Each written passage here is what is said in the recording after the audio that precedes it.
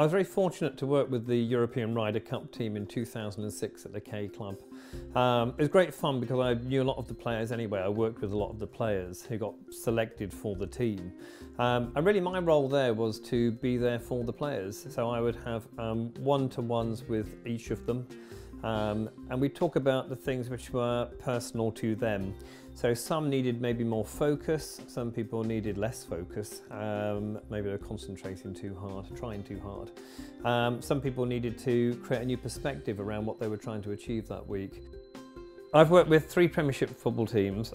All 3 have come to see me when they're in the bottom 3, so at Christmas. So I only really go and see Premiership football teams when they need some help, and they're really the only clubs I've worked with. But I work with players from many of the clubs.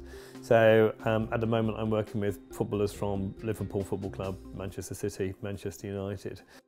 Lots of things make a great team, and all teams are different. And it's funny that sometimes you think, here's the 5 key components to a great team. And you see that in one team, which is great, but you also see 5 different other components in another team, which is great. I think that the only thing that I've really noticed great teams to have in common, be it in sport or in business, is a clarity of purpose. In business, I always say that purpose maximisation will always drive profit maximisation. So I always think the route to great performance, be it in sport or in business, is to make sure that people are aligned. Make sure there's a clarity in what success looks like, and making sure that people are chasing their passion more than their pension, making sure that we're all engaged in the right thing in the right way. It's very difficult to be most proud of anything because I have such variety in my work. I'm really lucky. So having worked with very good musicians, or worked with NASA astronauts, or worked with blue chip companies or very successful sports teams, it's such variety that it's almost hard to compare them. So success in one area isn't necessarily comparable in regard to success with another client. So I think what I'm most proud of is the variety of my work. The difference between psychology in sport and psychology in business is negligible.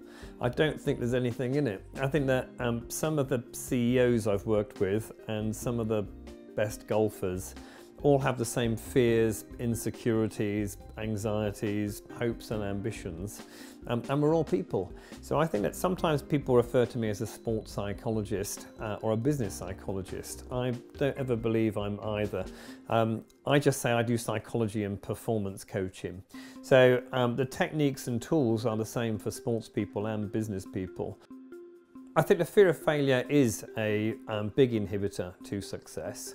I always say that fear stands for false evidence appearing real. We spend half of our lives worrying about things, half of which will never happen, but particularly fear of failure. But failure is part payment towards success. I always say that the price of success is always paid in full and in advance. Sports people, I think, know that probably better than business people. You can't learn faster and better than your competitors in business or in sport if you're not prepared to fail.